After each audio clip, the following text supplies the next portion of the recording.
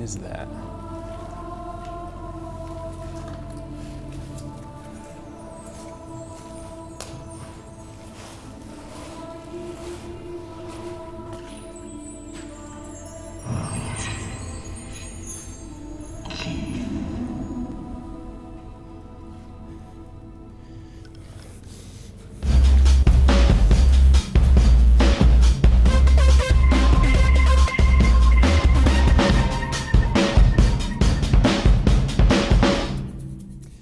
The U.S. military announced that it wanted to replace the M92 as the standard issue sidearm. In spite of being incredibly sexy, it was getting a little bit old and a little bit outdated. So gun manufacturers from all over the world submitted their top handgun to see which one would be chosen. And this is the gun that won. The SIG M17, 17 because it was chosen in 2017, M for military. Based on the P320, which was a fabulous sidearm, it incorporates a few changes, some modifications, some updates that the military wanted, and now this is perhaps the hottest sidearm in the world right now. And SIG has now come out with an incredible, a fantastic replica. Now, being a SIG CO2 replica, it is of course built to the exact specifications of the original handgun. Weight, feel, balance is spot on. You know, the extended magazine looks just like this. I think this one may be a hair longer, but it gives you room for the CO2. And this is something we've never seen before. We have a drop-down magazine that's belt fed. This holds 20 rounds of 177 ammunition. It just rotates really smoothly with this belt here. In all the testing I did not have a single jam or misfeed. And it's just that easy. Something that separates the M17 from virtually all of its CO2 replica competitors is the combination of features that it has. You've got the drop-down 20-round magazine, and you have field strip capability in a pellet pistol here. So I'll show you how to do it. You just take the slide, lock it back at that notch, pull that up, slide removes, depress this here, pull out the barrel, and then you can pull out the spring. It's that simple. It goes back the exact same way, and goes that, then the barrel, and now this slide. And push that back into place, and you're ready to go. That is cool. The construction on the M17 is top-notch. You have a really high-quality polymer and a plastic here. The slide's metal. The trigger is really good. It's not heavy, it's really light. You can get good accuracy with it. The one thing that is different with this and the actual firearm is that because it's moving that 20-round belt magazine, you have to let it release all the way to catch here. You can't just trap it here and continue to fire. That's just one minor difference. You've got a functioning safety, decocker here. Let me show you how the CO2 works, because this is one of the things I really, really like about this. SIG has used a cam system before. This one's similar, but a little different, so I'll show you how to do it. Take your CO2 cartridge. Always put a little bit of Pell gun oil on the tip. That keeps the seals, the valve, everything in good repair here. Now drop this lever down, put the CO2 in, and this is the slick part. Listen, I'm going to do this up close to the mic here so you can hear. There's no hiss. You hear that? You don't lose any CO2, which means you're going to get the full capacity, and it doesn't cool the CO2 down at all as it does when CO2 comes out. To remove the CO2, obviously just pull this down.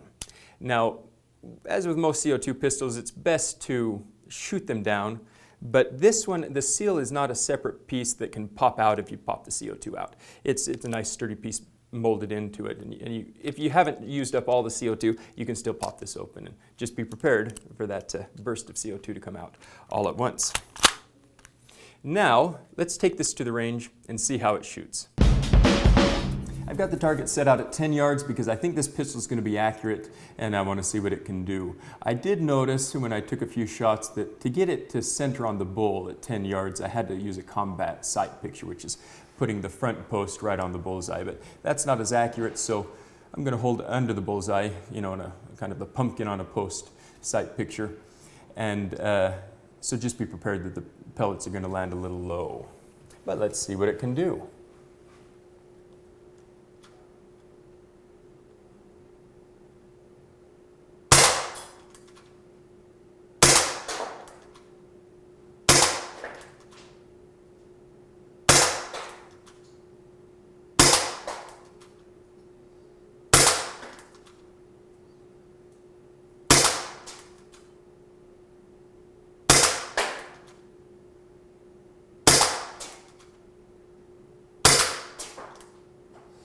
Okay, that's 10 shots. That's a bigger group than I thought.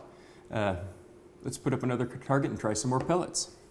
We're still at 10 yards. I've loaded up the Crosman Premier wad cutters and we'll see how they do.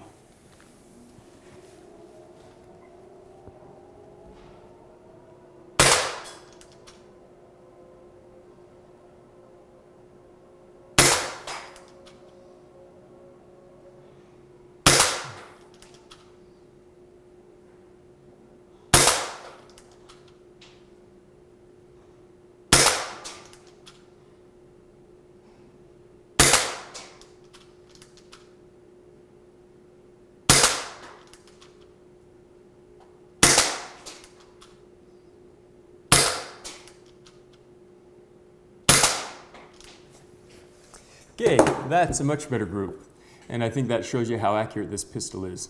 You know, I'm not a great shot with a pistol by any means, so some of you will be able to do even better. But I think that's enough testing. That gives you an idea of how accurate it is. It seems to like, in my testing, it's like the wad cutters better than the JSB domed pellets. Now let's take a look at these targets. And I know that when I shot this, you guys were all thinking, Travis, you're crap. But this is what happens. You know, they were good pellets, high quality JSB domed pellets, but the gun just didn't like them. When I put in the cheap Crosman Premier wad cutters, it just ate them up. This is as good a group, I mean, you can see what it looks like compared to my thumb here. This is as good a group or better than as I can shoot at 10 yards with the real firearm. So you're getting really good accuracy here. I should have probably shot it at 5 yards to give you to see whether it centers on the bull, but again, with combat sights, it's right on it. I shot it with the target picture so that we could get better accuracy. But this gun's accurate enough to give you, lots of training opportunities. If you have the real firearm, you can shoot this in your basement, in your backyard, and get a feel and get a lot of trigger time in. I did run this over the chronograph, but only about 1 out of every 3 shots was registering, and it was really pissing me off, so I'm not going to have you go through that with me here. But I'll sum up. The lead-free GTO 5.5 grain pellets shot about a high, I think, of about 430 feet per second, and then hovered around the 400 range after that. The 7.4 grain wad cutters shot about 360 at the highest, and then went down to about 300 and the 280 to 300 range after that. Now I wasn't pausing more than a second or two between shots, and it was on an air-conditioned range. So on a warm sunny day outside, you're going to get a better velocities. Now I ran a complete string over the chronograph, and I got about 100 shots. Right after 100, it really started dropping down.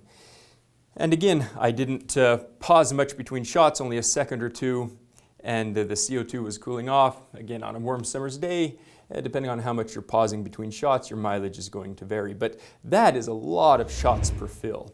It's not an extremely powerful CO2 replica, but it's like I say, it's powerful enough. And you get a lot of shots out of one cylinder, so nothing to complain about there. Now, before I wrap this up, I want to remind you to like, subscribe, ring that little notification bell that'll tell you when we put up a new video. And in short, this gun is one of the best values in CO2 replica pistols out there. You get a lot of shots per fill. You get realistic blowback. You get a 20-round belt-fed drop-down magazine. You can field strip this gun. It's got features that you just don't find anywhere else. And on top of that, it's really accurate. If those are the things you're looking for, and I hope you are, this may be the gun for you. Thanks for watching, and we'll see you next time.